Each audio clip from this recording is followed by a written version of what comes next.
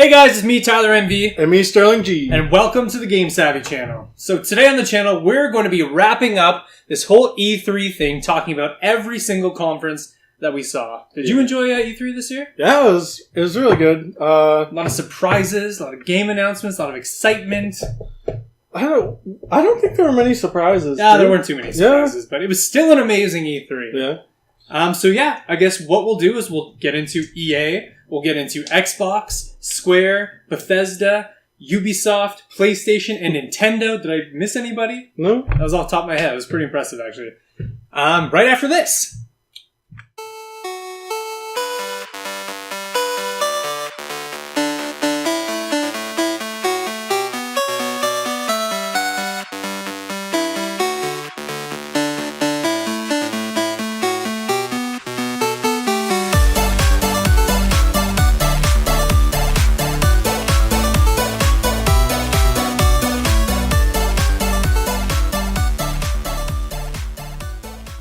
So, E3, totally done. Fantastic. I mean, the conferences are done, but everybody's going to the show floor and trying out all the amazing games. We have Joseph Yaden on the floor for us, who's going to be taking a lot of pictures for us and stuff and posting them all over social media, so we get some exclusive photos for you guys. So what did you think? Do you think it was a good... I already asked you about a good E3? Oh, I'll just cut that. This time it's terrible. This time it's bad, but you said it was good. So yeah, I think what we'll do is first off, we're going to start with EA, because EA was the very first conference that we saw. How we're going to do this is we're kind of going to be talking, in terms of what we thought was good, what we thought was bad, and then we're going to end on what else we thought was good. So it's kind of a crap sandwich, if you guys know what that is. Yeah. So let's get into it. So first thing I'll talk off right off the bat is Anthem, because that is a game that I'm extremely excited for. And I think EA did a really good job at really showcasing the probably most anticipated game in their lineup. Yeah. They took a look at we got a look at the environments. Like, we had a lot of nice environmental artwork and stuff, which was vast. It was beautiful. It was lush. It was pretty amazing. The combat looked fun enough. Like, I personally don't want anything super innovative in terms of combat. Yeah. But I think in terms of exploration, it's just Destiny in an Iron Man suit. So yeah. I'm so pumped to just like fly around and stuff. And what did you think about Anthem? Not my type of game, so... Not excited for it? It looks good. Yeah. It does look good. It's just that, like, people need to realize that when I say, it's just not my cup of tea, that, like, that's not an insult to the game. It's just, it's not my thing. But I did like how, like, every comment online afterwards was like, it's Iron Man! It's funny, because it's like the Iron Man game we've always wanted, but it's just not Iron Man. I wonder if they got the idea from, like, watching Marvel movies, and they're like, we need an Iron Man game. Maybe. I mean, the movies have been out for 10 years, so... Yeah. So, anyways, Anthem looked fantastic. I think they did a really good job with that, and that's one thing that I noticed that was really, really good. You guys thought Anthem was also good? Comment below. If not, trash it below. That's fantastic. just talk crap. So what did you think was good at EA's conference? Battlefield 5 was pretty good. Mm-hmm. Obviously looks very similar to Battlefield 1. I always enjoy, like, older war games compared to the futuristic ones. And they're going to World War II in this game? Yeah. The Battlefield 1 was World War 1. Awesome. I know a lot about the guns from, like, World War II from playing so much Call of Duty and stuff. But, yeah, it looks good. I like how, like, destructive Battlefield is, and they've said, like, the environments are going to be even more destructive. And the game looks beautiful. Yeah, what they were showing, it looks fantastic. You said while we were watching it, you're like, this looks like real life. Yeah, it's so funny. Yeah, it looks like... While we were watching it, I was amazed by the graphics, because it looks like it could be just, like, a real environment. Like, it was amazing. It was fantastic. How do you feel about a female being on the cover of Battlefield? It's something we haven't talked about on the podcast. You hate it that much? No, I'm just kidding. If that's what you complain about, like, in gaming, just stop. You're not a real gamer, man. Get out of here. Who cares? Like, first of all, women game. Second of all, women also go to war and have died for your freedom, so show some respect. That's like, it's crazy that that's even a discussion. I play games to get away from real life. Yeah. So, like, people are saying, this is not historically accurate. Even if it was, who cares? Yeah, I'm trying to get away from real life. It's a video. It's a toy. You're literally playing with a toy. Calm down. But yeah, that's besides the point. Battlefield 5 looks absolutely amazing, and I think they did a really good job showcasing it as well. So now we're going to get into some of the bad stuff. Dun, dun, dun. EA is kind of known for not being the greatest, but it's true. I think they did generally better this year. Yeah. Mm-hmm. So what's one thing that kind of stood out to you that was like, man, that's not great? The Star Wars game, the Yes. unspoken of Star Wars Jedi Fallen Order. Mm-hmm. What they did is they just got the producer of the game, got him on the show, and he just talked about it. Yeah. Didn't show anything, no teaser, nothing. He said, coming next year, holiday of 2019. Don't come to E3 if you don't have anything to show. Yeah, it was kind of weird. Like, why even talk about it? Also, it didn't look planned at all. Yeah. Just the way the conversation went, it was just that you guys kind of seemed like you're kind of going off the top of your head on this one. We didn't see any artwork, there was nothing. It was just like, we have a name and we'll put it out there. We're working on it. You want to talk about anything? No. Yeah, good. I thought that was kind of weird. So I'm in full agreement. If you kind of have nothing to show, like, why bother? I don't know. It's kind of weird. But it's like EA doesn't have a good history with Star Wars games, so... It's just like, what's the point? And I guess maybe to drum up hype, but like, why not come up with a teaser trailer? Because that does a lot more for hype than just talking. Like, hey. So my favorite game is Fire Emblem. I've talked about. If Nintendo's like, yo, new Fire Emblem in the works, I'd be like, show me. Like, what do you mean? Like, let's go. I don't believe you. Yeah. Like, I don't care. Like, because that could have been their big surprise. It's like, why don't save it for like next presentation, or why don't you save it for like next E3?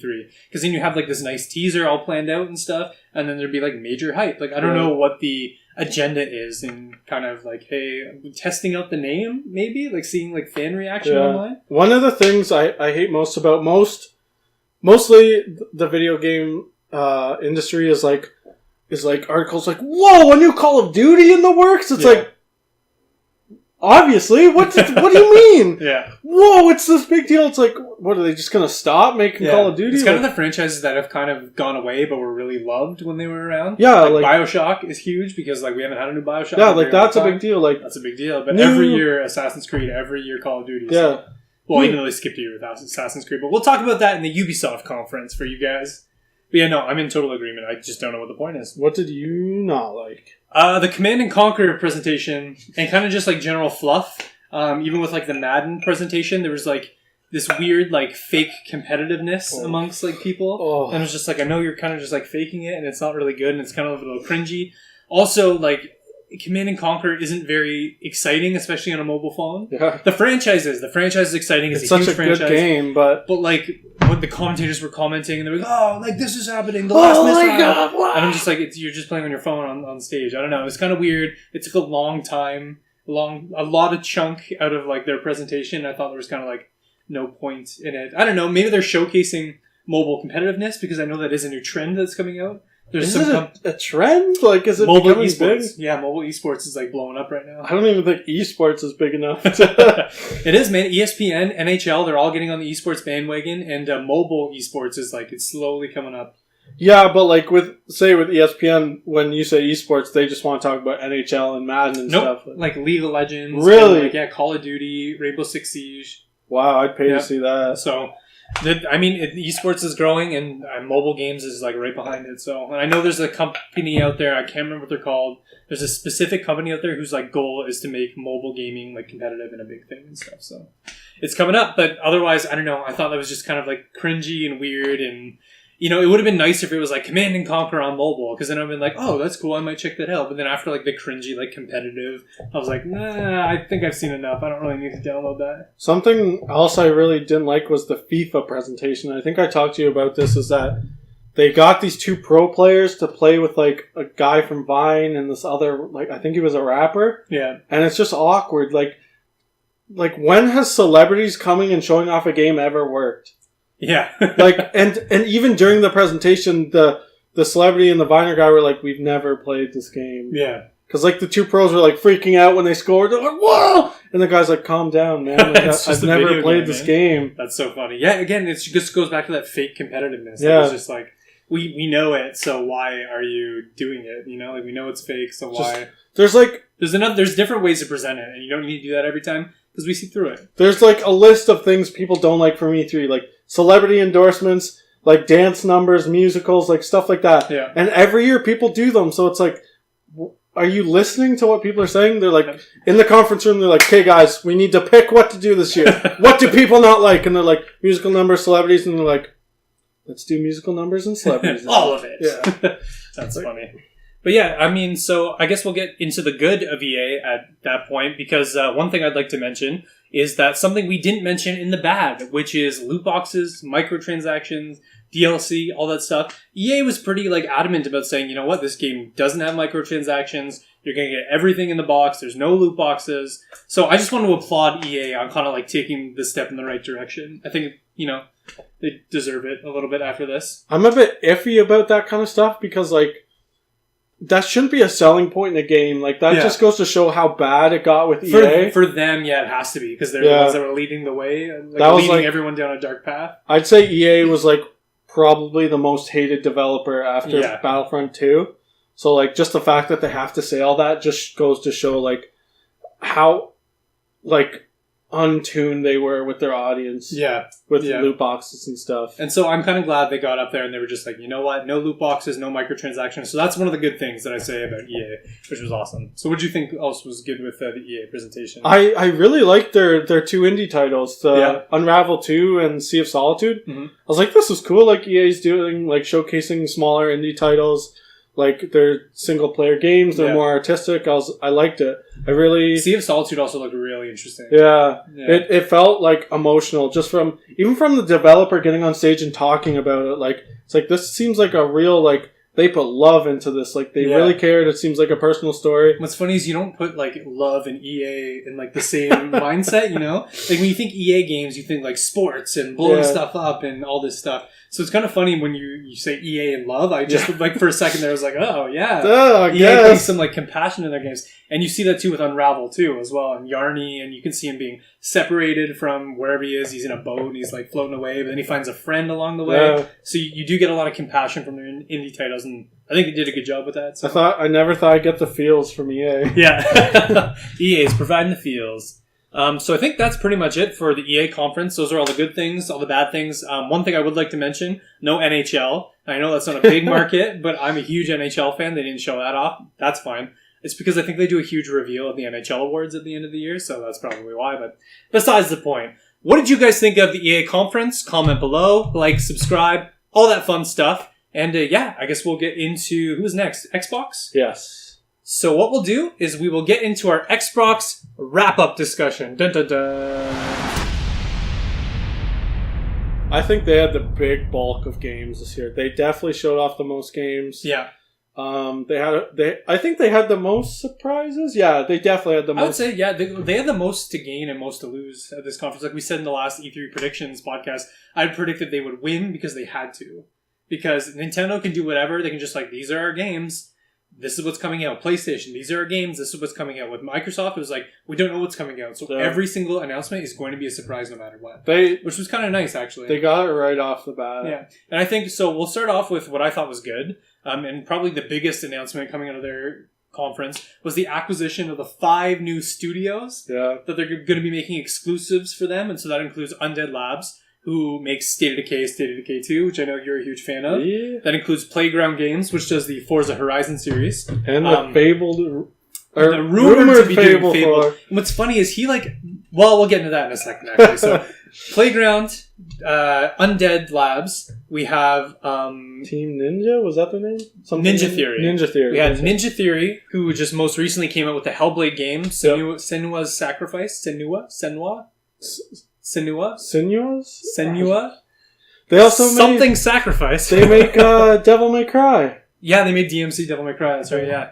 So Ninja Theory, that's huge, because I think that game was up for Game of the Year or something, and also won Visual of the Year as well. So it was definitely a fan favorite. That's a huge acquisition. Also, Compulsion Games here in Canada, who is making We Happy Few, which looks like a kind of dystopian, futuristic type, well, not really futuristic, not really sci-fi, but weird dystopian future game. Yeah. And that looks amazing. And then finally we have The Initiative, which is a brand new studio that's being kind of run by the creative director behind the Tomb Raider games. He's from Crystal Dynamics. And they said they didn't say what game they were coming out with, but his job was to assemble the best talent in the industry. That's all he said. So I'm kind of excited to see what The Initiative comes up with. And that's not including Black Tusk, or the Coalition it's called now, working on Gears of War and stuff. So they did a great job.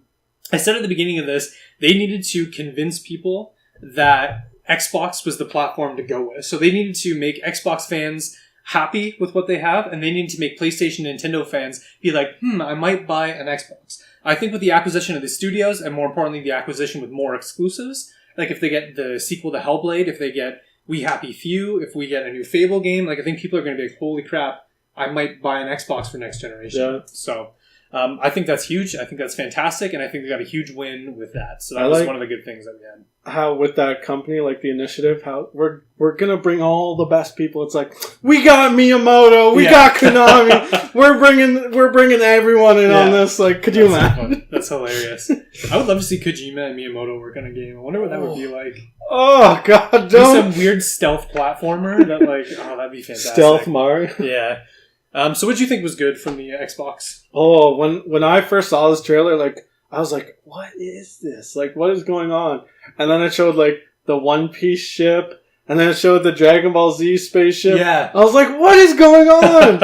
And then it showed like the super like beautiful high res video of like Naruto, and then it showed Luffy and then Goku, and I was like, man, this is gorgeous. It looks fantastic. And then it's this fighting game called Jump Force, and when I first heard the title afterwards, I laughed so hard. I was like, why would they call this game Jump Force? It's so weird, but it's because it's from like they're all from Shonen Jump, the manga magazine. Did you ever read some Shonen Jump? Yeah, totally. Yeah, same. I used to read Shonen Jump a lot. Yeah. They had this one thing called Shaman King that I thought was like really good, and it was on like Fox for a little bit, but I've never. Besides the point, but yeah. Jump Force, that's what it's called. It looks absolutely fantastic. I mean, and then when it ended too with Light Yagami from Death Note. Yeah, I was like, oh my god, I'm curious as to how he works into like a fighting, like yeah. So that game looks absolutely amazing. Do you have any characters you want in that game? Oh, Deku from My Hero Academia. Anybody from My Hero Academia would be fantastic because they have like cool powers. Each one. It's definitely becoming like so popular. It is super popular. Yeah. You haven't watched it, eh? No. It's so good. I know. You have to check it out. It's so good. So I would definitely love to see, Midoriya. Is that what his name is? I can't pronounce it. It's Japanese. Can't speak that. But yeah, Deku from My Hero Academia, or even All Might from My Hero Academia would be like fantastic. Yeah. Yeah. Any characters you'd like to see from Jump Force? I'd really like to see Edward Elric from Full Metal. Yeah. Okay, that would be fantastic too. I don't know who else. Maybe they showed.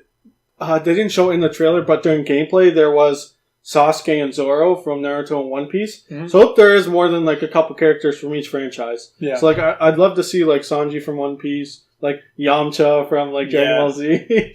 I'm curious as to how the balance is going to be because like I feel like Naruto versus like Frieza would just like annihilate. Yeah, him. But it's a fighting game, so you have to balance. Exactly. It's like Injustice, like Superman versus Batman. Like obviously, The thing I hate is when people like these type of games come out and they're like, "This will decide who's stronger, Luffy or Naruto." And it's like, but no, it won't. It's just a fighting game. It's just like everyone's balanced. Yeah. So that trailer looked fantastic. I thought it looked really good. I don't think that's an exclusive. No, I don't think so. Right? But that's fine. Xbox got the chance to show it off, which is fantastic, and it looked amazing. So I thought that was really good too. Mm-hmm. So we'll get into the bad things that we weren't quite a fan of in the Xbox conference, and I'm going to start where Xbox started off with Halo Infinite. Good old Halo Infinite. So. And everybody's going to be like, what? They announced a Halo game. What more could you ask for? A lot more, including story, plot, enemy, conflict, surprise, what it is. Content, what the hell it is. Well, I think we were all expecting a Halo game to be there as one of our predictions. And the fact that Master Chief made an appearance in the game tells me that it is like a new Halo game. Is it Halo 6 though? Like, that's what everyone the wants question to know. That is yet to be answered. So I didn't like that it was like, here's a Halo something. We're going to put Halo up on the screen, but then not talk about it. It's just like, it's like the Jedi thing we just talked about with the EA. But that's different, right? It can like... Not really, because it was pointless. No, but like, because this was a teaser, right? A teaser trailer. With Jedi, like with Star Wars, like you can tease a new Star Wars game, that's fine. Like, speculation's going to run, but with Halo, it's kind of different because like, people want Halo 6. Yeah. And if you're like, oh, this might be, but... So, yeah, that's the main problem I have. If it was called Halo 6, I'd be like, yep, let's go. That's amazing. But the fact that it's called Halo Infinite, and there's no explanation as to what this is, like, it could be like an MMORPG or something, Like, it could be like, you know what I mean? It could be just an online game. It could be Halo Battle Royale. You know, and it's just like people getting excited about Halo Infinite. And it's like, we don't know what it is. You should have just named it Halo 6 or something. But anyways, so I didn't like the lack of discussion, but I was really pumped up about a new Halo game coming out. So I should mention that. So I am very excited for Infinite, just didn't like the lack of discussion surrounding it. The thing with, I think, Xbox is like, Xbox's big showcase is E3 and that's it. Yeah. That's all they show. But with like, PlayStation has PAX? Is that?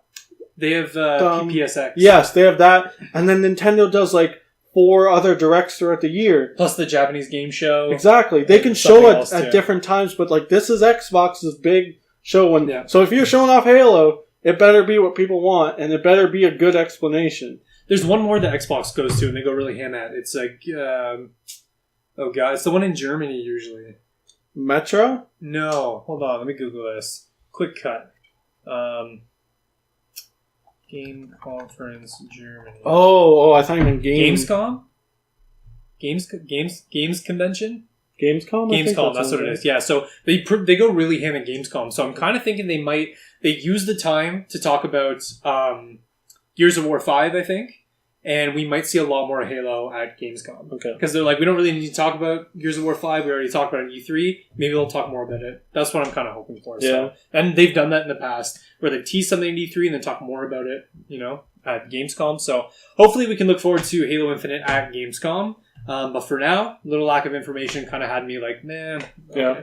Yeah. What did you not like about the Xbox conference? So I don't have an Xbox, but I would get one if they showed this one title, this one thing close to my heart, and it's Fable. And they mentioned it, like you said before. Playgrounds. Phil Spencer said Playgrounds is working on something other than Forza, but that's it. He just said they're working on something. And what's funny too is I thought that they were going to end with Fable. And they ended with CD Projekt Red's new game, Cyberpunk 2077. I almost said 2033 for some reason.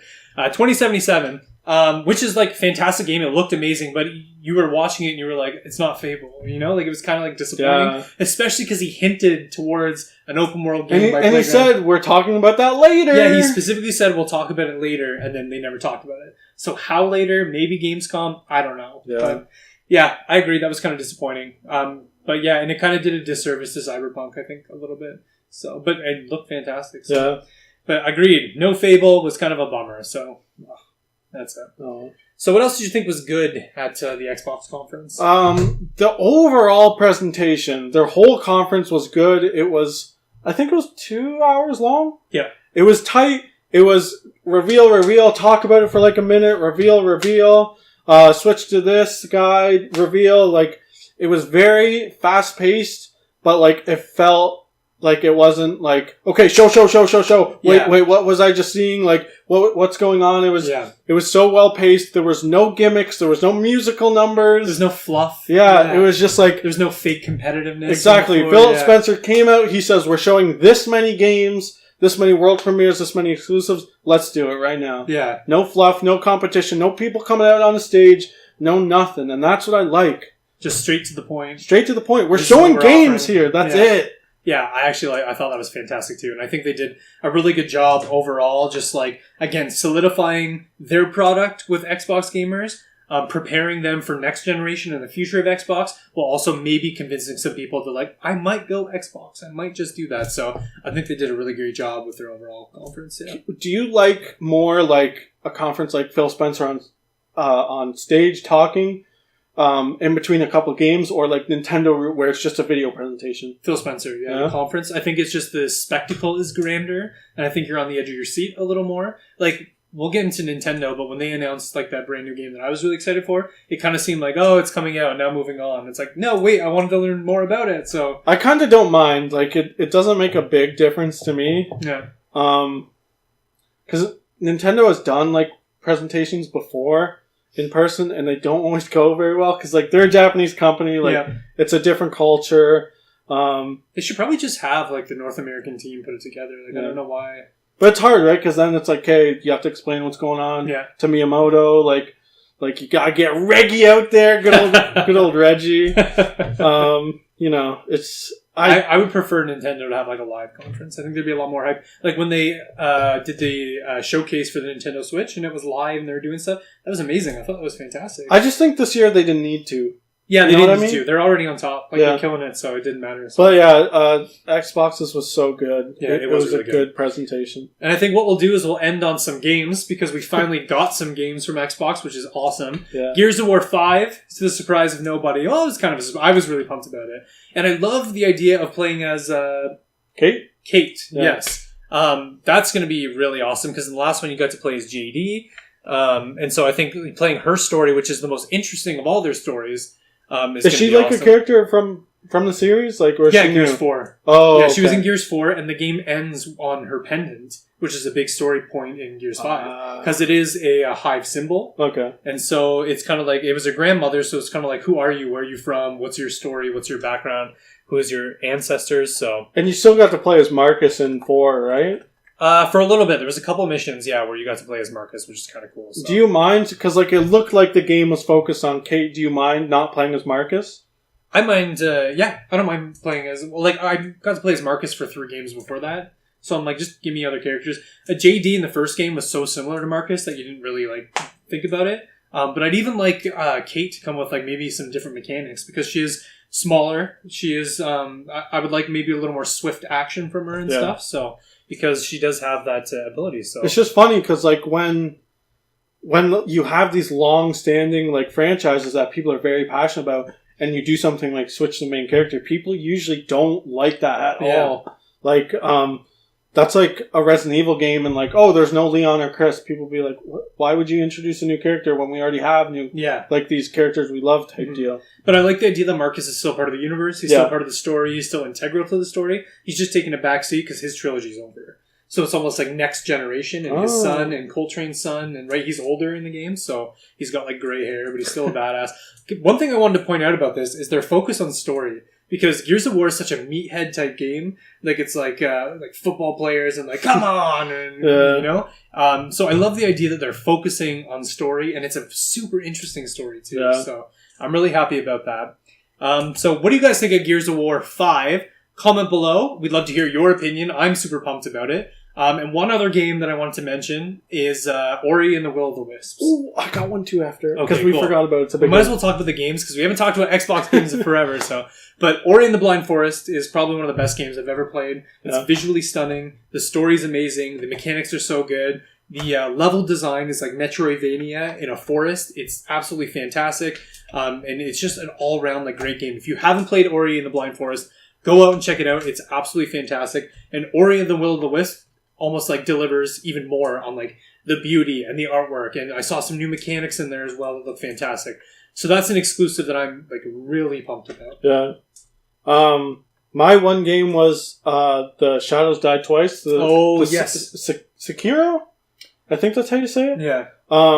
It's what people thought Bloodborne 2 was gonna be. Yeah, that's what I predicted. Yeah. But it turns out it's just like, it's the Souls game based in like feudal Japan. You got grappling hooks, you can like go up. And I guess the whole point of the game is like you can die and then come back and like, kill that guy that killed you type deal. Yeah. So it's like a Souls game, but you get revived once or something. It's really strange. It's kind of interesting. I know that the setting looks really good. Like my dad, who's like 55, was watching it. He was like, "Wow, that game looks really cool," because the boss fights look like intense. Yeah, just these like giant sumo wrestlers with samurais, and like it looked really, really good. So yeah, that game looks awesome. Is that an exclusive to Xbox, or is that? No, I feel like that's just coming out. Yeah, it's just. Fun. But no, they delivered on some games, man, and we didn't even talk about. We talked a little bit about Cyberpunk, but yeah, it was good that they got to showcase all of those games. So, Xbox, you done good. You did a fantastic job. That's pretty much it for our wrap up for Xbox, I think. Let us know what you thought about the Xbox conference. You can comment below, like and subscribe, and all that fun stuff. And we'll get into Bethesda, I think, was up next after Xbox. Yeah, so Bethesda went next, right after Xbox. So this is our Bethesda wrap up discussion. So we'll start with the good. Let's go right off the bat. The biggest thing to come out of the Bethesda conference was... Elder Scrolls 6. Finally. And I know we just got like a scene of it, But like, I'm already excited about it. After the trailer released, my roommate Casey, right? Him and I were talking about it, and he's like, "Man, people on 4chan are already like looking at the map of the game and like the trailer and trying to find out where it is." Like, that's how dedicated Elder Scrolls fans are. They get like a shot of a mountain range, and they're like, "What is this game? Where is it? I'm gonna find out." And they found out in like 2 seconds. People had different theories. Was it Thalmor? I don't know. I heard it was Hammerfell. I heard it was a bunch of different stuff. It's definitely not Valenwood, right? Valenwood? No, I don't think so. That's the one we really wanted because it looked beautiful. Last podcast we talked about it. But honestly, wherever they put it, I think it's going to be great. It's going to be perfect. It's just like the best RPG of all time. Like, Skyrim is so good. So that was like probably the most exciting thing for me out of the Bethesda I'm glad they showed it. I'm glad they finally said something. I feel like after this, if they didn't, I feel like people would kind of start to lose hope a bit. Which, like I said, people would think like, "Oh, of course, Elder Scrolls 6 is in production." And like, yeah, but it's like, what is taking so long though? Yeah. Like, why? Elder Scrolls came out in 2011. Wasn't there an 11-year difference between like Oblivion and Skyrim? Wasn't there a ridiculous amount of time? I think it was only because Oblivion came out on 360 and PS3. Did it? And so did Skyrim. It was 2006, so it was only like a 5-year difference? 5-year difference. Okay, that's not and too they're bad. both huge games. Yeah, they are both huge games. But then again, it's like, if this is taking this long, how good is Elder Scrolls 6 going to be? It's true, yeah, absolutely. I hope it's going to be fantastic. There's such an improvement from Oblivion to Skyrim. Yeah. So the next thing that I thought was really good was Fallout 76. We got a little more information on the game. It's going to be online. It's kind of like a Fallout... I don't want to say MMO. It's still like a first-person RPG, but you just get to play with your friends. More survival aspects, more like base building. Like you said, it's online. You're going to be playing with other people on the map.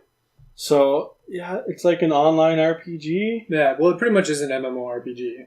Massive multiplayer online role-playing game. Yeah, but massive he only said there's going to be like 30 people on the map at once? Okay, that's not too bad. It's not as bad as I thought it was going to be. Yeah, no, he said the map is 4 times bigger. He said there's only like a couple dozen people on the map, including like the 4 people. Yeah. I think they said you can play with 8 people? I'm really not sure.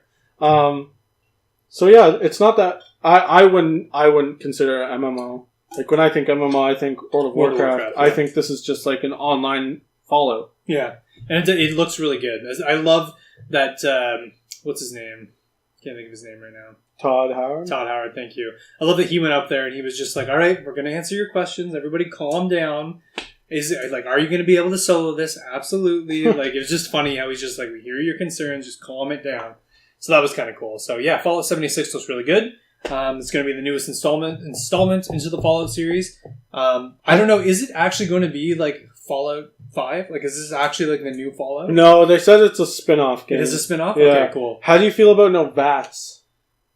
I personally didn't... I'm not a big Fallout fan in the first place. Okay. And I didn't really like the VAT system. Okay. So I'm kind of okay with it. Yeah, it's not a big deal to me. Yeah, so... This is the first Fallout game I'm very interested in. Yeah, same. Because I played Fallout 4, which was my first Fallout game, and I did not like it. Really? I beat it. It was fine, but the world wasn't Skyrim.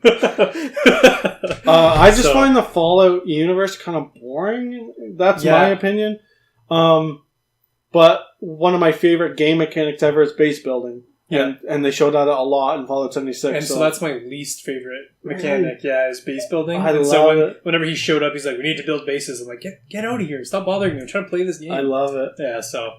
But Fallout 76 looks good, and that was one good takeaway that I thought it looked better than I thought it would be. Yeah. Online, so what did you think was bad from the Bethesda conference? What didn't you like? Oh, God. The awkward musical number at the start Andrew WK for Rage 2. Yeah, I didn't really like it all. It's like, what's the point? Like, it's not getting me pumped up. The whole time I'm just like, okay, when's this over? When are they showing the game? It didn't even sound that great. Yeah, why the sound doesn't translate into like a live stream. Why is this guy wearing such tight pants? Like, what is? Because Andrew WK likes to party, man. That's all it is. I just was not into it at all. I was not. Yeah, I was the same way. I was not into it. So I really, I agree with you. I absolutely agree. Just Bethesda list, like, look online. Like, Game Savvy became like one of the biggest like video game journalism ever. I'd have people online like, what are people saying about us? Yeah. What do people not like? Yeah. Let's change that. Community like, feedback is exactly. Yeah. And so, why are people not doing that? Like, like I said, why aren't people seeing like, oh, fans don't like musical numbers. They don't like celebrity endorsements. Yeah. Why aren't they looking at that? See, I think like celebrity endorsements are fine because we've seen it work when Kevin Spacey was in Call of Duty. Like that, everybody went crazy for that. They're like, "Whoa, Kevin Spacey in Call of Duty, that's amazing." Now he's kind of a little bit of a pariah in Hollywood, but yeah. And so I think you can also bring in Andrew WK for a performance, but you need to do it properly. Like, I don't want to watch Andrew WK perform a song. I think that's good for the people in the audience, but for a live stream, I just want to see gameplay. So if you were to show me gameplay with Andrew WK performing live in the background, the live audience gets to see him on stage and the gameplay happening at the same time, and I think that works really well. But the fact that it was just Andrew WK and running around, the song wasn't even that great. I was like, just get it over with. So I completely agree. My thing with celebrity endorsements, and you mentioned the Kevin Spacey thing, is Call of Duty's been the best-selling game for 7 years straight, I think. 7 or 8. That's pretty crazy. So it would sell with Kevin Spacey if he wasn't there to begin with. That's true.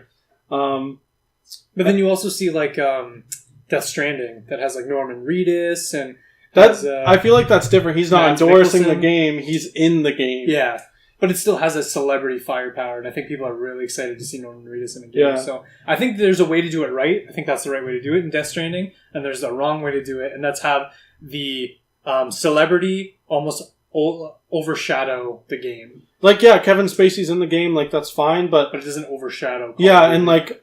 It'd be different if Kevin Spacey came on stage and he's like, yo, play Call of Duty. Like, yeah. I like Call of Duty, so you should play it. Like, that's it. Like, I'm sure people thought it was cool that Kevin Spacey's in the game, same with Norman Reedus in Death Stranding.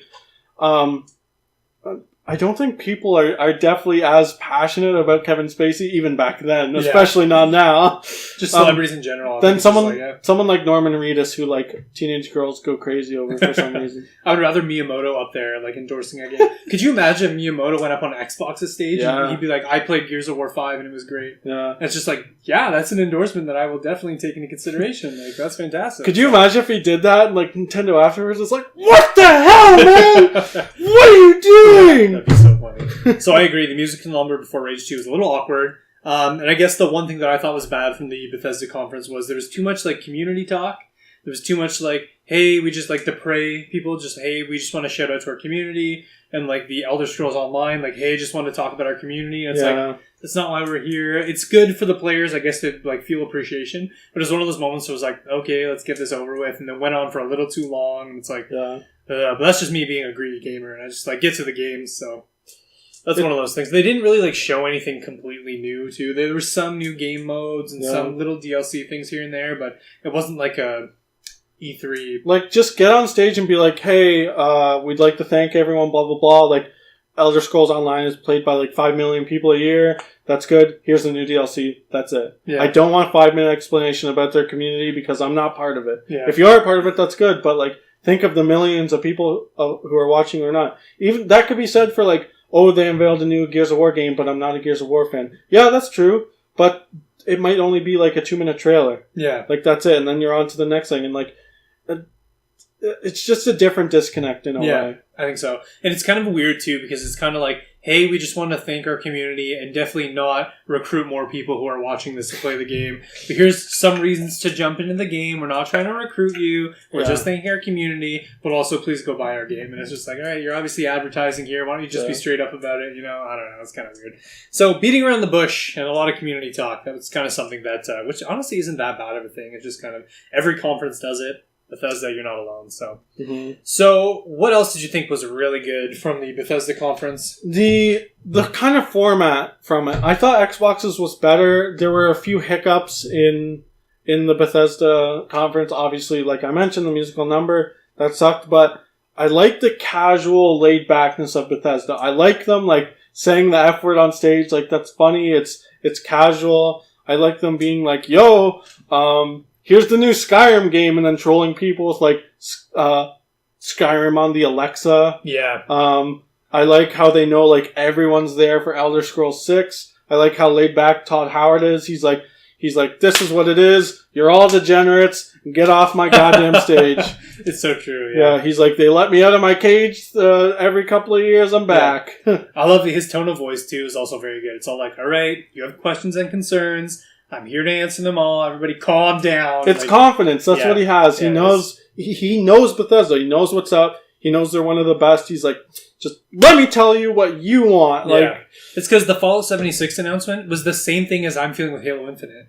Because it wasn't Fallout 5. Yeah. It was Fallout 76, and people were panicking. They were just like, what is this? What's happening? This isn't what I wanted, blah, blah, blah. And for me, I'm doing the same thing with Halo. What is it? I have no idea. You just mentioned it. Like, there's concerns. Like, talk to us about it. I'd love if Phil Spencer got on stage and he's like, all right, everyone, shut the hell up. Let me tell you what Halo is.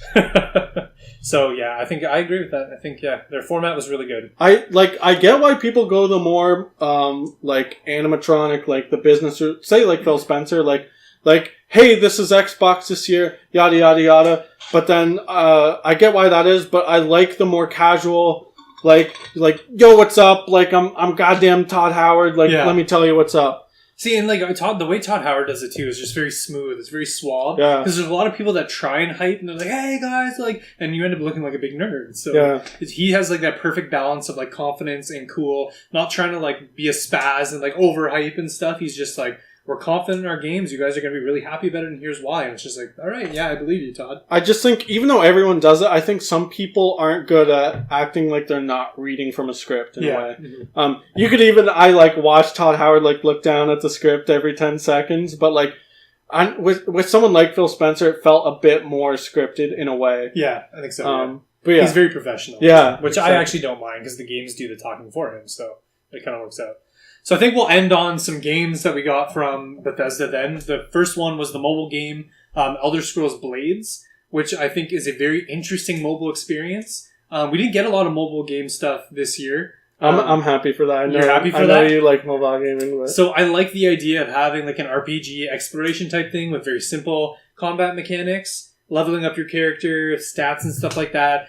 You can also play in portrait mode, because not a lot of games do that. I'm more of a fan of portrait mode than landscape mode. Yeah. So it's very easy to just like play. I thought that game looked really good. What did you think of the game? I thought it was funny, because with that portrait mode, like, when I'm in portrait mode, it's like, I'm self-conscious when I'm like on the bus. I'm like, people know I'm playing this dinky game. Yeah. But it's like, he said it's like, what's it, like conference mode or something? Where it's like, you're in a business conference and you're on your phone. Yeah. And he's like, if it's portrait, nobody knows. Yeah. But if it's the other way, it's like, everyone knows you're playing a game. Yeah.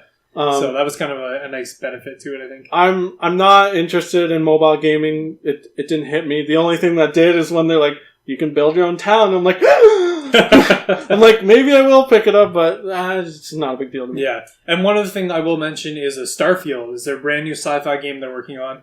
This was another game that I felt the same way about Halo Infinite as I did Starfield a little bit. It's exciting that Bethesda is working on a new franchise outside of Fallout and Elder Scrolls and Prey and whatever. But it's just like, there's no point. I don't know what this game is about. You showed me space and Starfield. You could have just said Starfield and I knew it was going to be about space. Yeah, exactly. So it's like, show me, are we driving a spaceship? Are we going to be a person? So it's kind of like, but I think it was good that they were just like, hey, you've heard rumors. Here it is. This is all we can show you for now. Bethesda's the only people that mentioned next generation. That's true. I think they said Starfield is next gen.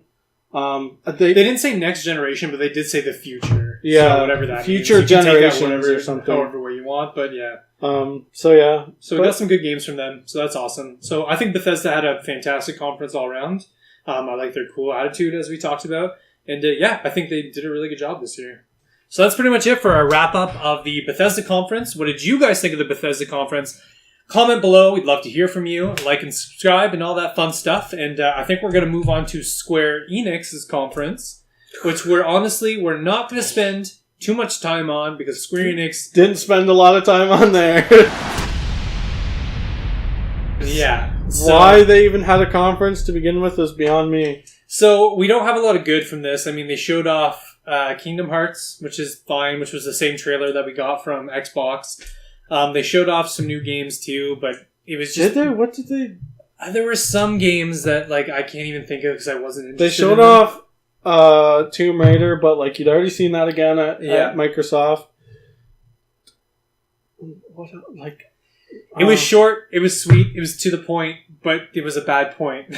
where are all your franchises? Like, what are you doing on Switch? Where's Final Fantasy VII? Yeah, there's no hype. There was no excitement. There was nothing. No surprises. It was no terrible. Big reveals. Too short. It was probably the worst conference I've seen in the last 10 years. I think it was the one I was second most excited for, and it was the worst without a doubt. Square's got the most amazing franchises. And wait, we didn't even see Avengers. The Avengers project. No, nothing. Again, I just realized that everybody was excited to see the Avengers project. There was nothing about it. Nothing. Wow, I'm even more disappointed now. I just made myself sad. No Final Fantasy VII, no Avengers project. Wow, it just got way worse. Yeah. My God. So they've got some really good games in the works, and we saw nothing.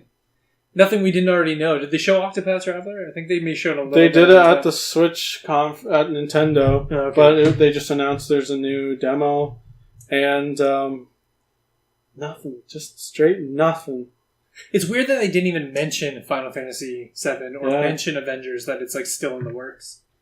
I think especially with Final Fantasy VII, when rumor starts going around that your game is in development hell, you need to bring that back. You need to show a strong front. You need to say, listen, it's going, it's great, or you need to show something from it. Yeah, just a mention of it would relieve some people of stress that this game is never going to come. Yeah. It was really backwards. There was no need for this conference. We saw Kingdom Hearts, we saw 4 different trailers throughout the entire 3 days.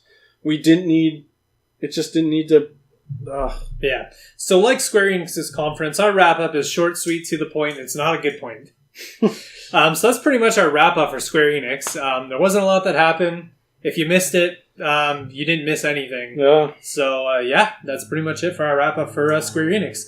And we'll get into Ubisoft, which had a lot more interesting of a conference, I would say. Yeah.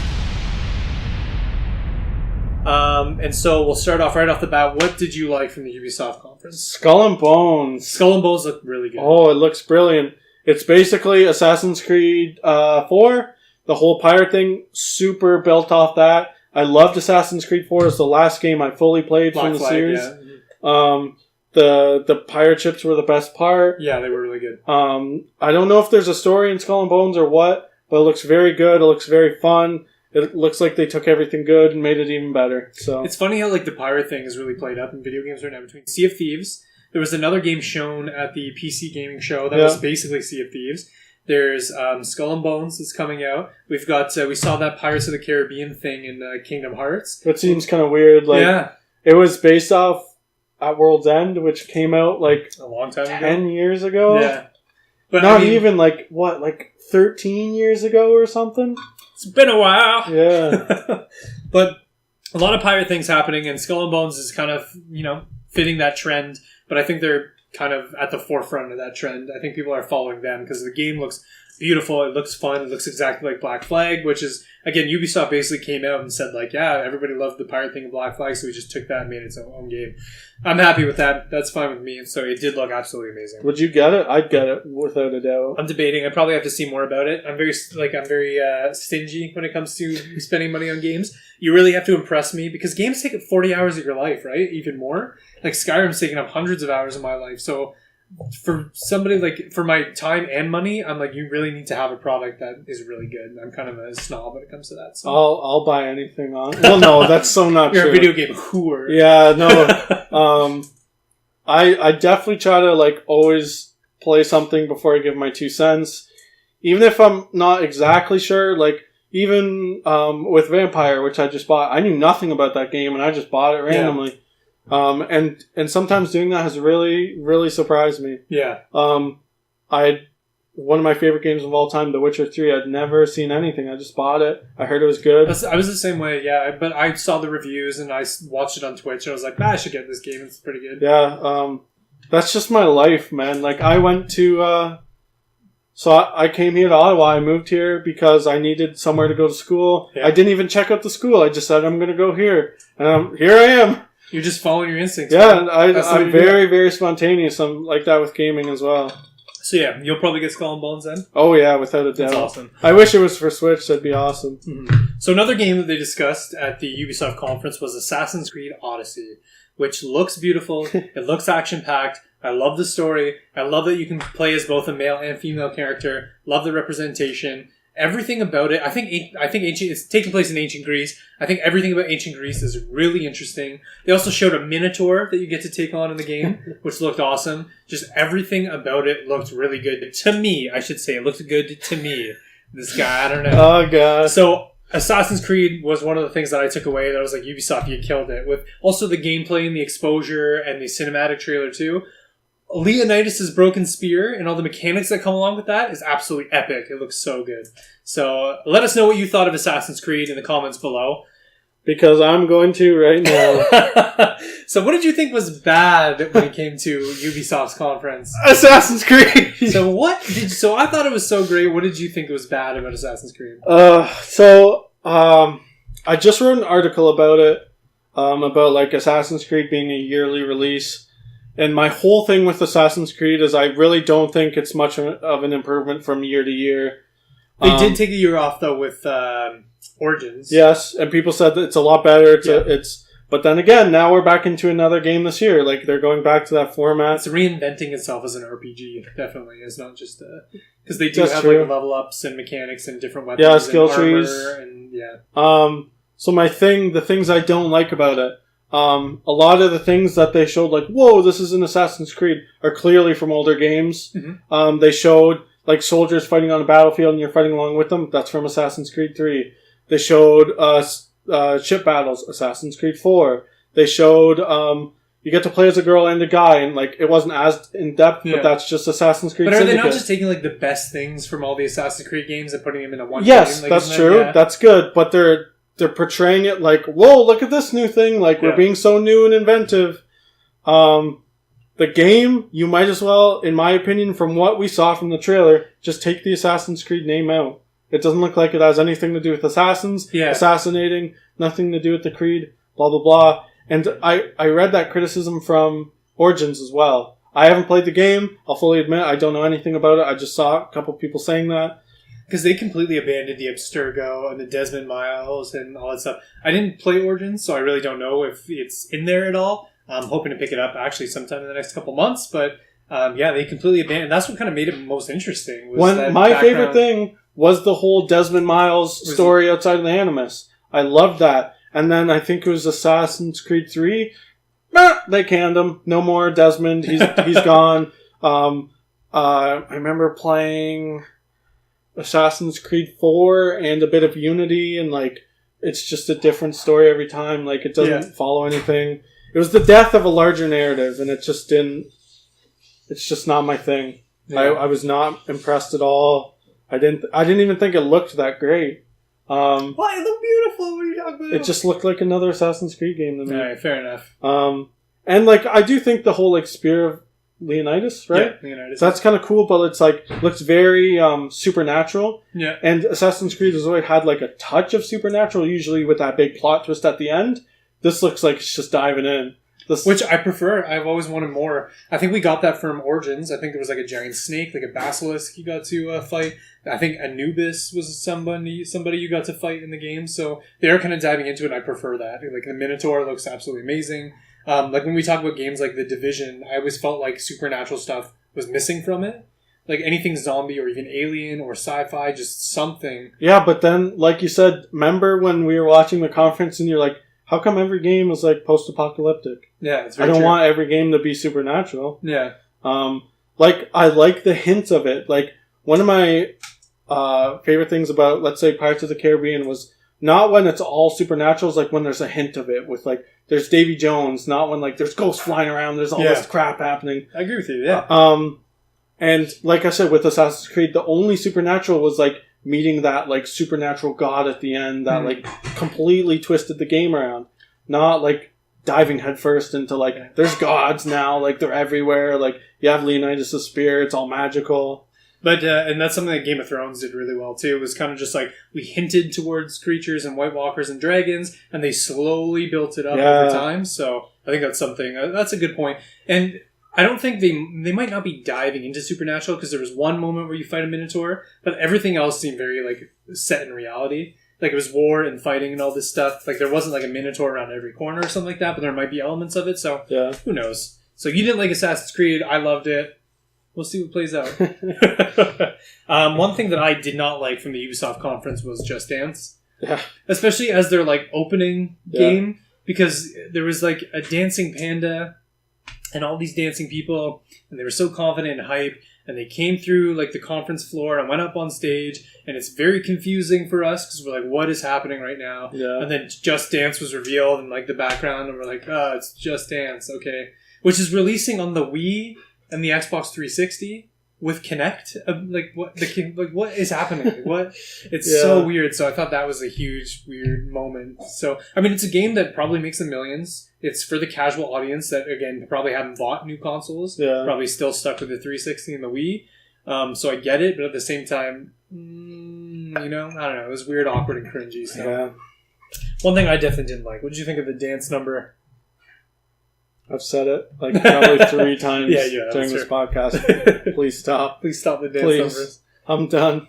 One thing that I did think was amazing, though, was the Beyond Good and Evil 2 trailer. Ooh, yeah. That looked fantastic. They called it a space opera, which is what Star Wars is.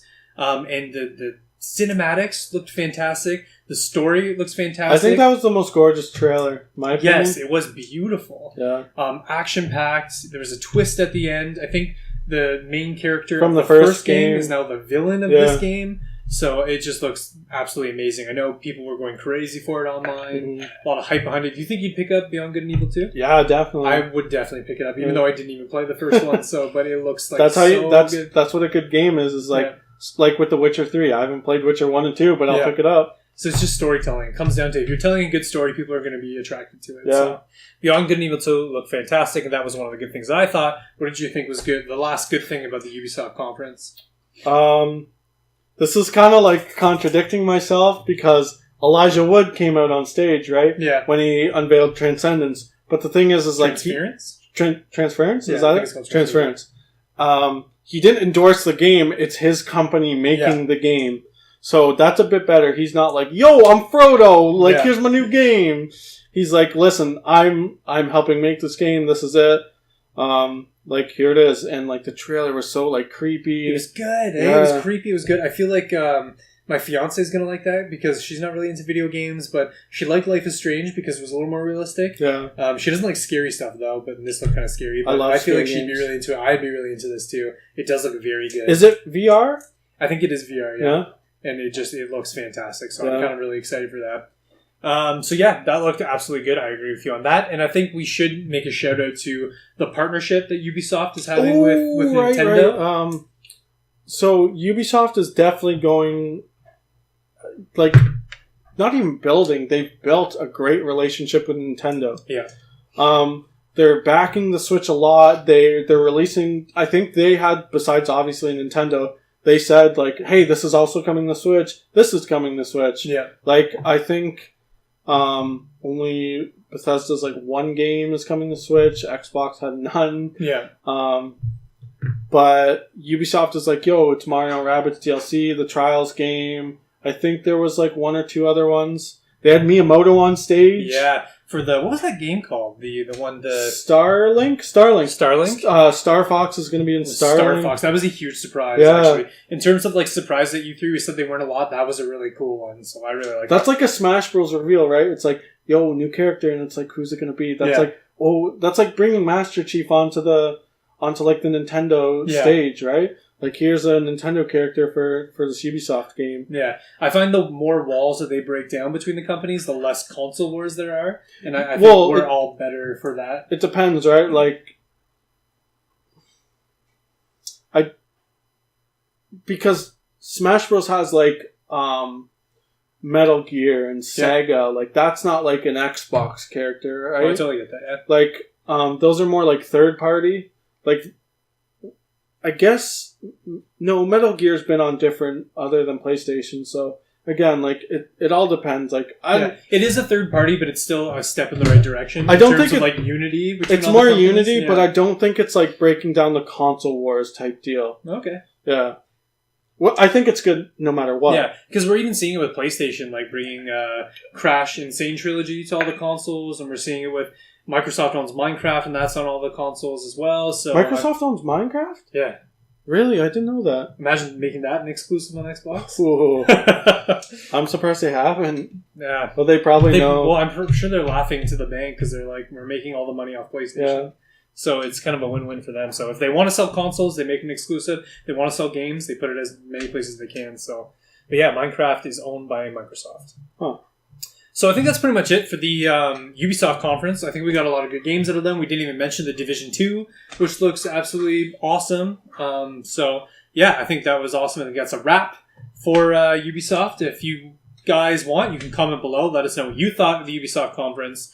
Like and subscribe, all that fun stuff. And I think we will move on to the PlayStation conference, which happened late last night. Yeah, very late. So what did you think? In terms of good, what was something good that came out of the Ubisoft or the PlayStation conference? They said they were going to focus on the main 4 games, and they did. Yeah. They showed us gameplay of The Last of Us 2. What'd you think of that?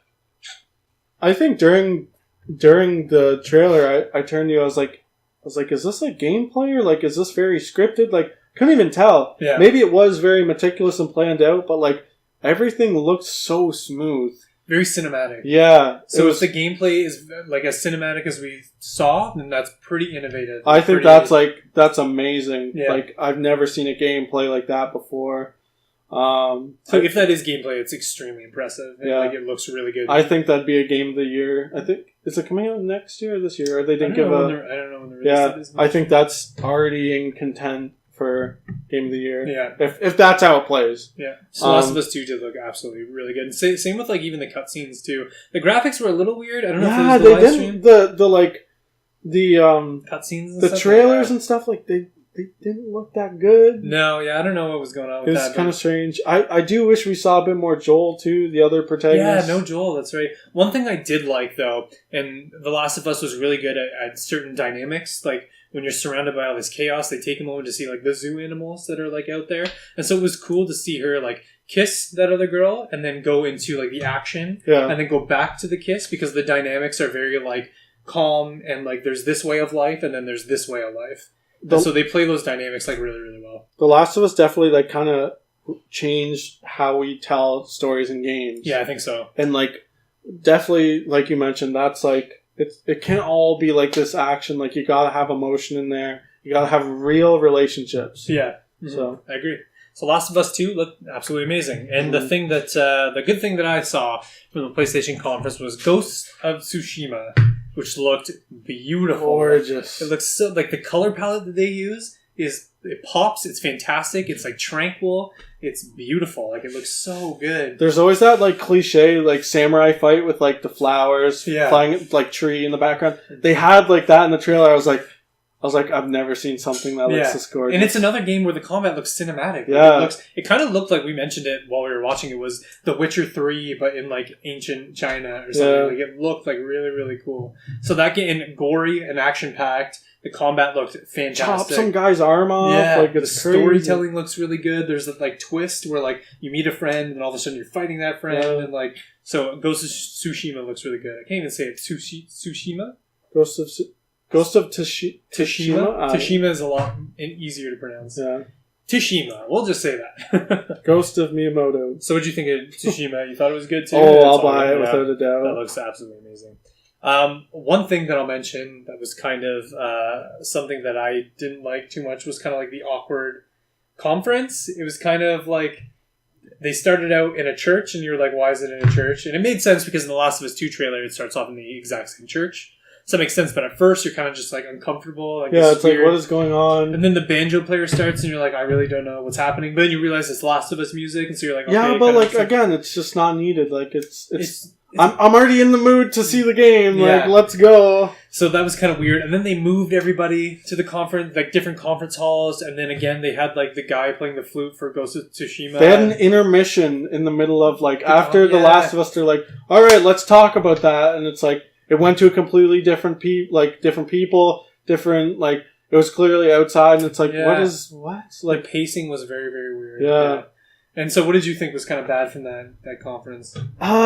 Just the ending in general. Like, they showed the games and it's just like, boop, done. The pacing of the whole thing was just bad. They didn't even say like, yo, that's it. This is our conference. It just cut to other people, they're like, all right, let's start talking about the games. And like, I'm pretty sure even Elena Pierce from IGN is like, we don't even know if that's the end. Like, nobody at IGN knows what's going on. People are saying, no, they still have more to show. People are saying, no, it's done. Like, that's it.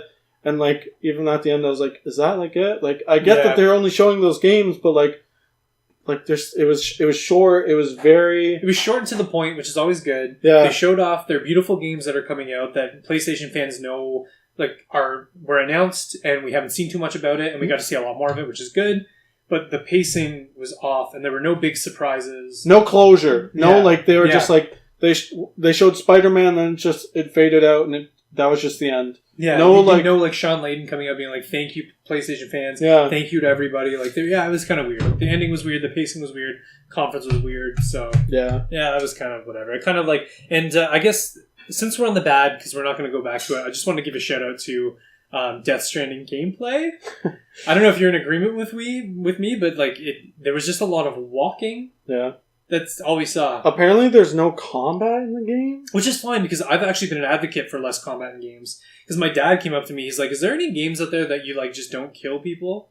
And I was like, no, there isn't. Even in Mario, you're still stomping. Yeah, even in Mario, you're still stomping on things. So it's just, I like the idea of no combat. I like the idea, like, so the good things about games and why people are so attracted to stories in general. Like, what's an interesting story is putting a very normal person in a very exciting situation. Yeah. And it's just funny how like a lot of these people will have a gun, and like normal people don't have guns or powers or are super strong. So, but at the same time, like, are there puzzles? Like, are you just walking? Do you walk through the story? That's the beauty. If combat is optional, is there combat? I don't know.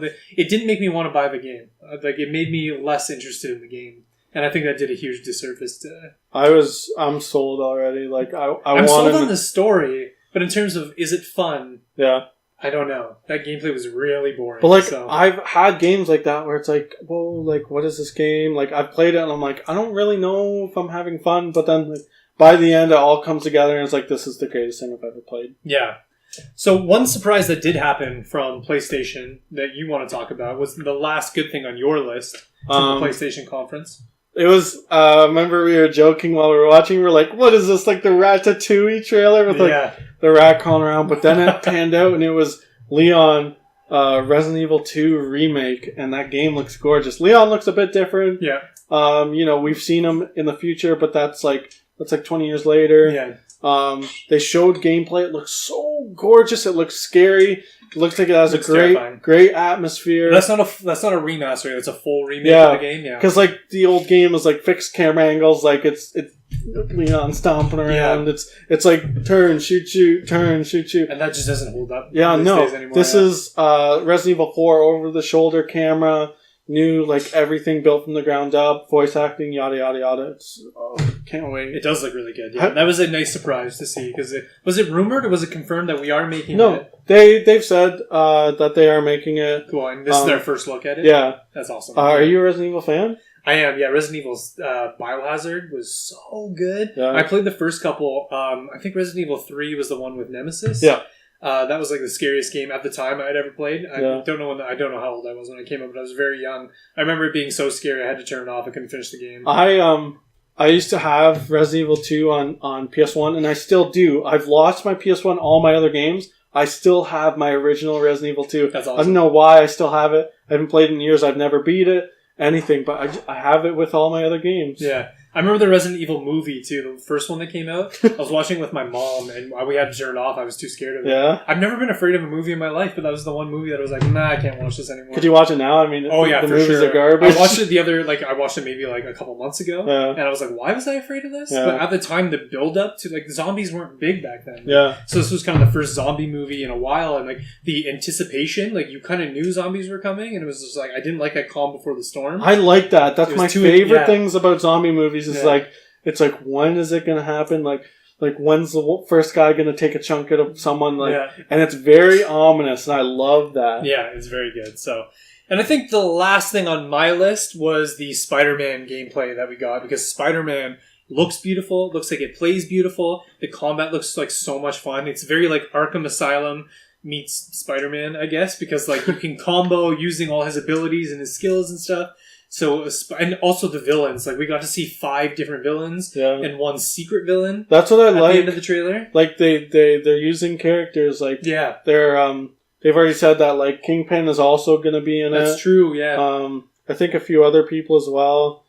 I don't know if they're going to mention other heroes, like the Avengers or anything. So whenever he was, like, going, like, at the end of the trailer, maybe I'll put it up here, but as he was, like, crawling towards the end of the building, he looked up and the light was there. I thought there was going to be another Marvel hero. I thought it was going to be Iron Man or something, but then he was like, you? And it was a villain, and I was like, oh, okay. But the fact that he was surprised might mean that it actually was a hero who's, like, behind it, so... Because his surprise was kind of shocking. He was like, you? Like, who would it be? Who do you think it would be? Maybe, like, Venom? Maybe. Yeah, the fact that he was glowing kind of has me believe it's Green Goblin. Oh. Who's played by a friend of his, like Harvey, I think his name is. Yeah. So, or the Hobgoblin, I should say. Sorry, not Green Goblin. Hobgoblin. So, wait. Hobgoblin? Isn't it Green Goblin? Green Goblin's his dad. Oh, okay. Hobgoblin is like the son, Harvey. So, I can't remember. What's his name? I think his name is James Franco.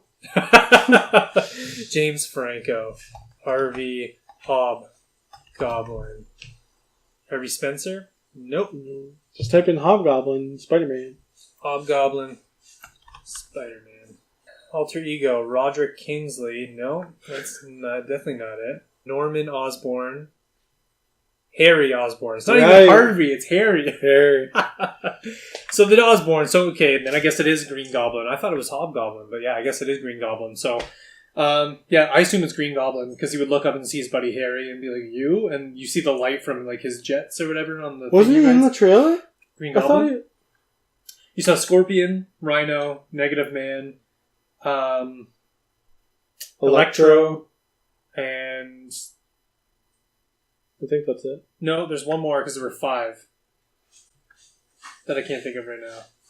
It might have, maybe he was the last one. I don't know. I feel like there was a 5th one that I can't think of right now.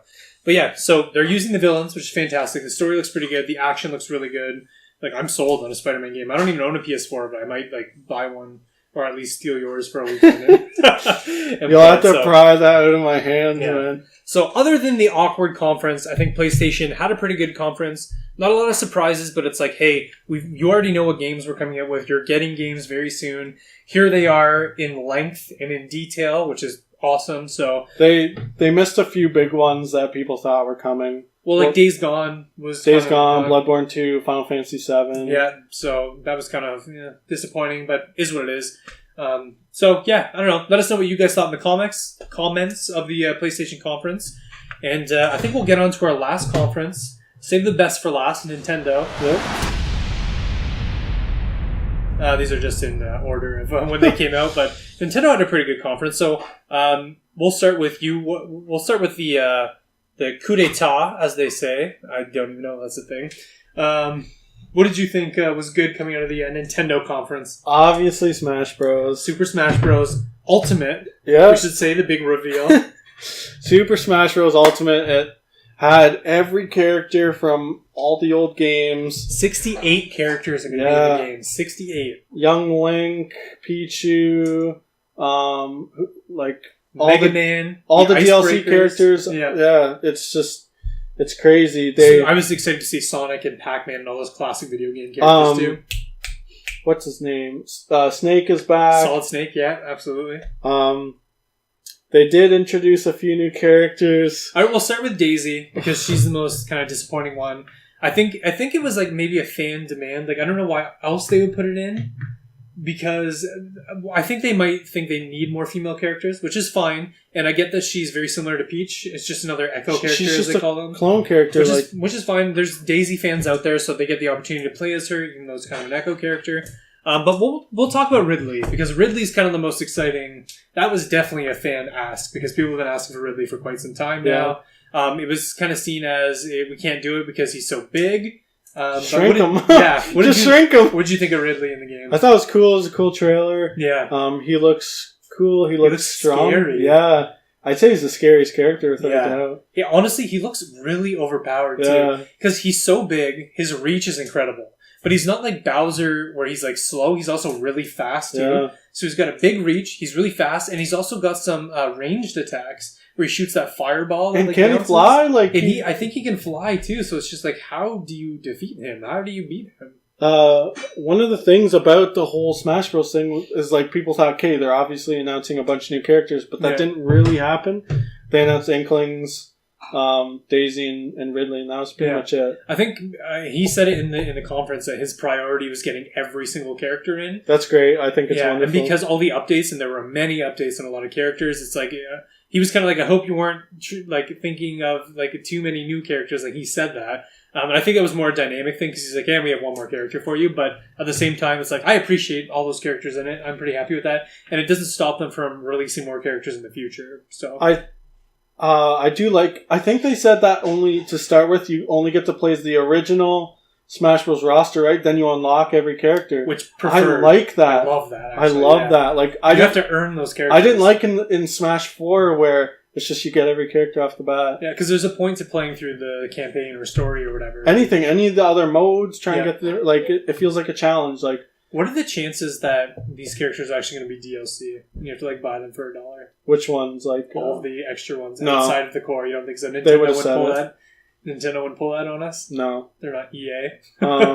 I do hope there are DLC characters. I also hope they reveal more and then have DLC later. Yeah. But I am a bit worried who they are and are not putting in the game. Like, we saw that Waluigi was an assist trophy in the game. Yeah. I guess that means he's not going to be in the... Like, it makes me realize, like I said, is there a certain disconnect between Nintendo and Bandai Namco and their fans? Like, why are they not seeing, like, every person saying, like, I want Ridley, Waluigi, and King K. Rool? And they're like... I think they see it, but they're like, the budget has to go somewhere. And it's like, where are priorities? And if Waluigi's 10th on the list, it's like, okay, we got to get all the characters in. We're developing a new game for a brand new console. So we're just like, let's get the game out with all the characters. And that's fantastic. That's a huge win, right? Because everybody's going to buy the game. Spending the time and effort to put Waluigi in on the game is kind of like, well, we could have put budget somewhere else, right? And they spent it on revamping all the characters. I think we're going to see eventually Waluigi in the game. I think we will. It makes me worried that he is an assist trophy. I think he's going to be an echo of Wario. I know you don't like that, but I think that's the only way he makes it into the game. I don't know. Like, but that does mean, like, they put some budget towards making Daisy. And, like, true. What is again, maybe they looked at it and they said, again, just not enough female characters. But, like, they could have gone another route without a doubt, like, different female characters. Like, they could have put in Midna. They could have put in Impa from Legend of Zelda. They could have put in... Don't they have Impa? No. Pretty sure they do. Doesn't... Oh, no, they don't. Yeah, you're right. Yeah, sorry, I'm thinking of Sheik. Yeah, they could have put in, like, maybe, I don't know, like, as an example. Sick, Lara Croft. Exactly. As a Smash Bros. Character? Yeah, she'd be awesome as Smash Bros. Especially since... So that was kind of like your bad, too, eh? You were talking about the lack of new characters on this. Yeah. So you kind of covered your bad. That's okay, because I've got, like, another bad that I kind of want to talk about that I might write down now before I forget it. But one of the good things that I wanted to talk about was Super Mario Party, which was a huge surprise. Yes. It was a good announce. I'm really excited for it. In the last podcast, we kind of predicted it. And because, again, my fiance's not too into video games, I think this is one that we would have a lot of fun playing together because we are so competitive. So yeah, I'm really excited for that. Also really excited that they got away from like the newest system that's like cars and it's not very competitive. This one looks really competitive and really awesome. So really excited about that. Super Mario Party. It looks sweet. And it's releasing soon. October. Yeah. That's true. Yeah, that was also very surprising was the release date. It was just like, yeah, here it is. They did it with a lot of their stuff though. It was Nintendo has a very full last quarter. Yeah. Smash Bros. A Mario Party. Pokemon. What else? Mario Tennis is coming out soon. Yeah, that's true. Yeah, so a lot of good release dates. Yeah. So Super Mario Party's coming out. That's really exciting. I'm really pumped for that. We got to see some gameplay from it too, which all looked really fun. What did you think was bad from the... I guess we just covered yours, but yeah, my thing was kind of like the conference is always a little too short. It's kind of lacking pizzazz a little bit. So we just talked about Super Mario Party. There was no like big like oh my god. It was just kind of like, and we're talking about one more game. Here it is. All right, moving on. It's like, wait, no, show me more. Like, whereas if they were to have like the onstage conference, they'd be forced to be dramatic about it. You know? But because of the video, they don't have to be dramatic about it. So we were kind of like missing that drama, I think, and that pizzazz from the Nintendo conference. Just a bit more explanation would have been nice. Yeah, like them saying like, listen, we're ditching the car thing. We're going back to Mario Party 7 or something. Yeah, it would have been really, really cool. So that's kind of one of the bad things that I thought from the Nintendo conference. I had another bad thing that I want to talk about, but I totally forget it now. I was about to write it down. As I was writing it down, I was like, I don't remember it. Mobile games, that's what it was, yeah. Okay, so there was one more bad thing that I want to talk about, and I know this is a good thing for you, but lack of mobile games. Like, they've been making a push for new mobile games. We've got Animal Crossing, Super Mario Run, new Fire Emblem game. And the new president came out and he's like, we want to make a push for mobile, which is fine. But one of my predictions was putting a like notable character as the core of a franchise of mobile. And I thought it was going to be Dr. Mario or Waluigi. We got nothing from mobile. Absolutely nothing. I think they'll save it for a direct. You think? Yeah. Again, I don't think the E3 stage is a good place for mobile games. Yeah. I think they'll save it for a direct. And it's funny because Reggie was talking about something and he was like, we love that you can play on the go on your Switch, blah, blah, blah, all this stuff. And I was like, oh, this is leading into a mobile game because he's talking about mobility and stuff. Mm-hmm. And then it led into Pokemon, and that's fine because I love myself some Pokemon. But yeah, so didn't see any mobile games, and that was kind of disappointing. That's another kind of bad thing that I saw from the Nintendo conference. Yeah. So, what was kind of the last good thing on your list for the Nintendo conference? You know what it is. I do know what it is. Everybody watching probably knows what it is. It's Fire Emblem. The new Fire Emblem game, Fire Emblem 3 Cities? Three houses. 3 houses. Fire Emblem 3 houses. There's apparently 3 main characters. That's the whole thing. They probably are from like different countries or something. At first I was like, what is going on? Like, what is this? Because it showed like, you know, the same combat, same grid based, but then it showed like armies coming in to fight with you. But then I watched it more. I was like, that's just background noise. That doesn't matter. It's funny because like during the conference, I was like, you should be way more pumped about this. Yeah. But you were like on edge. You were like, I don't know about this. Yeah. But no, I watched it like 2 more times. I was like, okay, I get it. Like, I think that's even one of the things I said in my article way back was like, I want like bigger battles, something going on in the background, and that's what it is. It does look grander. It looks like awesome. It's you and like. From the grid-based combat going into actual fighting is so seamless, and it goes right in, and there's armies fighting beside you, and it looks sweet. It does look really good, yeah. Again, that's all we saw. We only saw a bit, but the characters look beautiful. The game looks beautiful. They're going with like the anime cutscenes, which I'm a bit iffy about.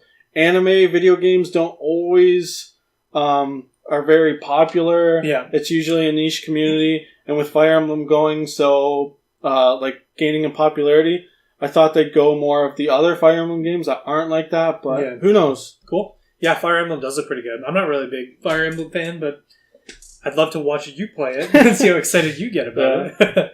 And one thing the last thing that I kind of thought was like really good on Nintendo's part was kind of their push for indie games. Something that we've kind of seen Nintendo dip their toe in a little bit. I think they've done it a lot. Have they? Well, recently with the Nintendo Switch. Yeah. Not in the past. So it's kind of like they slowly dipped their toe in it, and this E3 there was like, hey, we got more indies coming out. So I thought that was good on there. We got Overcooked 2, which is coming to the Nintendo Switch. It was, whenever we did our article for the top game for couples, Overcooked was on everybody's list. And when I put it out on Twitter, everybody was like, Overcooked. So it's good to see Overcooked 2 coming out. That's going to be an exciting game for couples. Yeah. Hollow Knight, which I know is a huge like fan favorite from a lot of people, is going to be coming to Nintendo Switch and is available today. And hopefully we release this podcast today, so that makes sense. But today is what, June 12th? Why did I say September? Ugh, thinking ahead. Yeah. Today is June 12th, so it's coming out. It came out June 12th today, so that's kind of awesome. Isn't it crazy that like I've been here for 6 months now, half a year already? Yeah, that's crazy. That is pretty awesome. Killer Queen Black, which came up, and I was like, I don't really care about that game, but it looked pretty fun, and it's another indie title coming to Nintendo Switch, so that's awesome. And then the big one was, I guess, Fortnite was coming to Nintendo Switch, and Casey played it and didn't really like it all that much, and that's fine. That's fine. Not a big Fortnite fan, but so Fortnite coming to Nintendo Switch. kids everywhere and Jake Paul fans everywhere are throwing their hands up and are very excited about it. It's like they're indie games, but they're also like big indie games. Like, well, yeah, like PUBG is an indie game technically. It was made independently. It's growing. It's huge, which is fantastic. Same with Fortnite. So yeah, that was awesome to see. I think one thing that we should honorable mention was their coverage on Pokemon. At first, I didn't like it too much because they just mentioned it and then they talked about the Pokeball that comes with Mew, by the way. So that's like awesome. Yeah. But they did a lot of like gameplay coverage afterwards. At the Treehouse Live. The Treehouse Live. And so we did get a deep dive into the gameplay, some of the Pokemon that we get to see, some of the... I love them showing off that Pokemon pop up in the wild. It's not just random encounters in the grass. Riding the Onix. Riding your Onix is so cool, and your partner with you the whole time. And if you choose like a Voltorb as your partner, it like rolls around with you and stuff rather than like hopping like all the other Pokemon. So... it looks really good. It looks beautiful, too. It's without a doubt the best-looking Pokemon game. Yeah, it does look really good. Also, the music. I love the classic Gen 1 music like going on. Like, oh, it was beautiful. And I personally don't mind the whole just like throwing a ball and catching it. I personally don't mind the battling. Because in the anime, you rarely ever seen them battle a Pokemon and then catch it. It was always just like, hey, I see you and I throw this ball at you. And like Ash catching the Primate, was it? Every Pokemon they ever had, he just befriended it, and then they jumped on the ball. So I'm kind of okay with that. Yeah, they still have trainer battles. Like, it's fine. Yeah, trainer battles, gym battles, gym badges, probably the Elite Four as well. Yeah. I'm kind of hoping that they allow you to catch all 150 in the game. Like, I'm hoping there's no trading to evolve. I'm hoping there's no Charmander in the game. Like, just give us all 150, man. Well, it did show the character had Charmander, Squirtle, and Bulbasaur, so... Yeah, and it's kind of weird that they had all three, too. Like, I kind of want to earn those. Like, I want them to be really rare and really hard to get as well. So, I don't know. We'll see. I kind of have faith in Nintendo's design options, so... They're also really good. At first, I was a bit skeptical, but I'm sold at this point. I want the game. It does look, it looks really good. Because I told you before, I was not sold. I was like, how does it add to my Pokemon experience? Mm-hmm. And they're definitely adding to the experience with building that relationship with your Pokemon. Again, the getting rid of the random encounters, and then reinventing Kanto looks really good. So, it looks awesome. It looks like there's a lot more story to it as well. Yeah. Like, it looks like they kind of have, like, a story mode to it. I mean, the original Pokemon's had kind of a story, too, but it looks like they have a pretty good story to it. So, I'm very sold on it. So me too. That's really awesome. So, that's pretty much it for our E3 wrap-up. Who do you think won E3? Who do I think won E3? So, if I had to choose, I'm not big on who won. There's no winner. In the end, gamers win. Yeah. There's a lot of fantastic games. But who had the best presentation? I would say Xbox. Okay. And that was one of my predictions, too. Yeah. I think they really came through. I thought PlayStation's was a little awkward. I thought Nintendo's was a little too quick. Square Enix didn't even show up. I liked Ubisoft's, but I didn't like the show a game and then talk about it for 15 minutes and show a game. I was like, all right, just move it along, you know. Who's else? Bethesda was a little laid back, but they didn't have as grand a presentation as they wanted them to. So I think Microsoft kind of killed it. I think they did a really good job. Yeah. What do you think? I'd agree. Even though I don't own an Xbox, it was the best presentation. They showed the most games. They didn't show the most exclusives. That's fine. They made it about the games, though. Yeah, but again, at the end of the day, Nintendo's still near and dear to my heart. Yeah, they were my favorite, but Microsoft did the best. Microsoft also had some of the most surprises, the biggest surprises, like Gears of War 5 and Halo. Even though we were expecting it was still a surprise. They didn't come out and be like, expect this to be there. I didn't find it. It's not a surprise to me. It wasn't, even though it's I know I'm not a fan of those games, but there was a 99%. But there was no rumors for Halo, right? There was no, IGN didn't come out and say, hey, a rumored Halo in development. There was fans being we assume Halo's being made, but there was no actual rumors, credible rumors. There was no news about it. They've never talked about it. So for them to come out and be new Halo game in development is technically a surprise. Yeah, but then we get back into what I said about, people being but is there a new Halo game? Obviously. And so there's an even bigger surprise happening there. No, I don't think that's not a surprise. We know a Halo game is in development. It's... You know what's happening. It's just when is it going to be announced? No, you didn't know it was happening. It wasn't fact. You expected it, but you didn't know. Okay, but what did you think? They were just going to end Halo canon right off the bat? No, I just didn't know if it was coming. I didn't even know if they were working on it. I didn't know if it was planned. I didn't know. There was literally no information on a new Halo game. I just think it's a 99% And it's same with Gears 5. Like, I didn't know it was that far into development. Like, that's pretty crazy.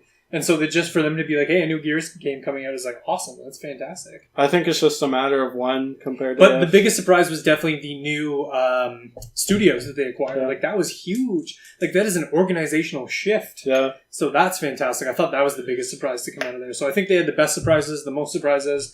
They made it about the games. They were direct to the point. I thought they did a fantastic job. So that's who I thought won. Yeah. So let us know who you thought won in the E3 this year from the conferences. Comment below on what you thought of the conferences. Like and subscribe if you like what you see. You can also listen to this on iTunes. If you're watching this, thank you so much for watching. Absolutely appreciate it. And we will see you on the next podcast. After 4 days, we're finally done with E3. We might take a little break after 4 days. I'm tired. Honestly, Yeah, I feel it now. I know, I'm exhausted. Oh. So. But thank you guys so much for watching and keeping up with us through our E3 coverage. Thank you so much. And we'll see you next time. Keep it savvy, guys. Bye.